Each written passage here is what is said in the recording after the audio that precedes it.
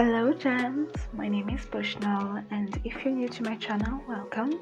I hope you stay long enough to subscribe, and if you're already part of the tribe, welcome back.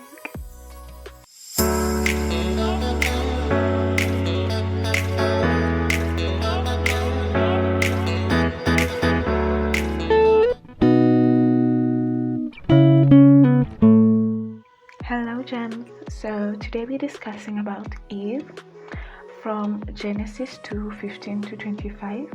There's so much we can learn from Eve, but I will narrow it down to Genesis 2. And there are 4 points that I got from this, and I hope it ministers to each and all of you. I also want to take this opportunity to apologize for not posting last week, but I will be sharing when I'll be posting. If I'll not be able to post, for example, I'll be sharing it on my Instagram page at blurterofbrilliance. And without much ado, let's begin. Gems, I have created a coursebook on feminine mental health, and it is available to you for free. The link is on the description box below so that you can get yourself a copy. The COVID pandemic has affected our mental health in one way or the other, and this coursebook will come in handy. My first point is feminine qualities are part of God's character. Women share in God's image. God made us in His image. In this journey of embracing your femininity, you should be able to tap from your source. If you want to be your most feminine, best version of yourself, you have to be able to be in touch with the source. And the source of your femininity is not by researching other feminine women. It is not found on crystals or in horoscopes. It is found in God. And how do you embrace your femininity? Through knowing your source as God. It is by spending more time with God, reading His Word, praying, and just letting God turn you and change you, and the Holy Spirit will work on you, and you will become your most feminine self, because that is who God created you to be.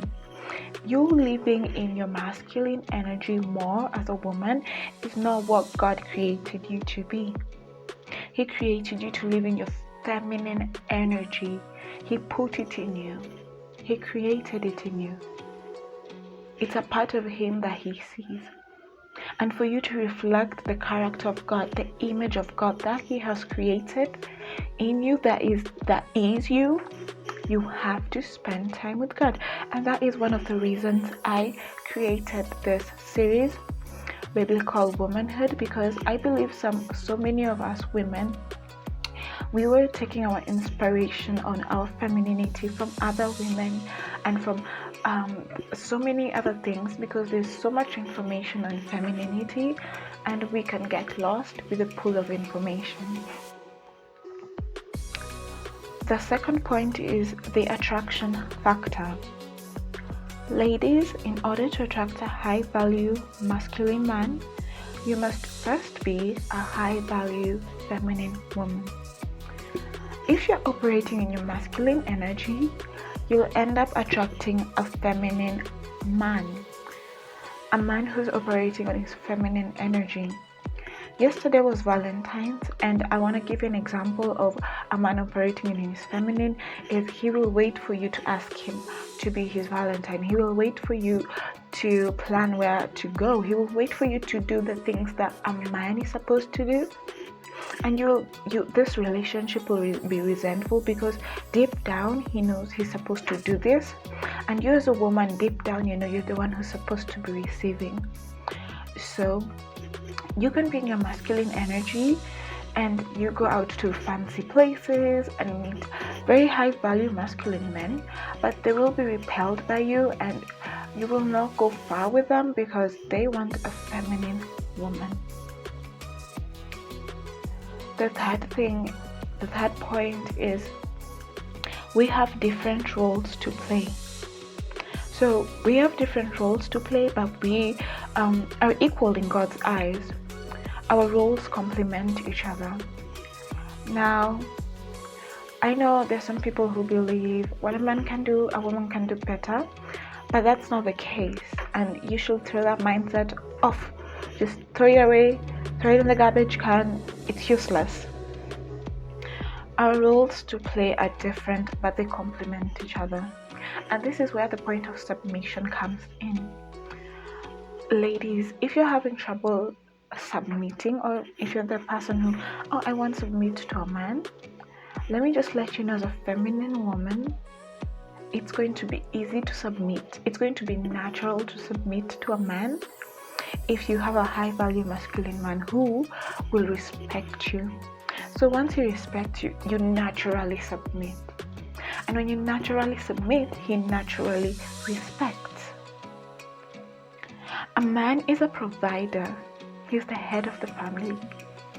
But that doesn't mean that you're nothing, that you're useless. No, you're his helper. A man needs a woman. In the word it says, God saw that it's not good for him to be alone.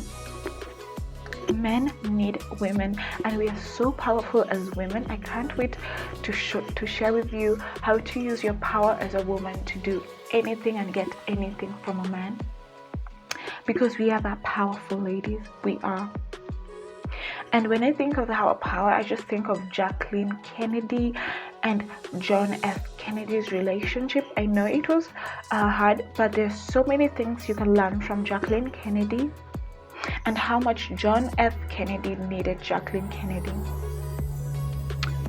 Wow, there's so many planes passing here today. The next point and the last point is, don't build with a man. I talk about this a little bit in my in one of my first few videos, where I discuss about how to find the one, and one of the women I discuss about is Eve. And so we see here that Adam had to go out and work first, build everything, make sure everything is sorted so that Eve can come into the picture. And it was intentional. He had to work first, he had to build himself first, he had to get dominion and actually operate on that authority first. He had to be the CEO of the Garden of Eden before Eve came. So don't build with a man, because let me tell you, even in lots of movies, you build up with a man, by the time he gets up, he will want a woman who will not settle for anything less. And there are women who don't settle for anything less. And I know if you're listening to this channel, then I know you do not settle for anything less. So this also just pushes to the point of not settling for potential.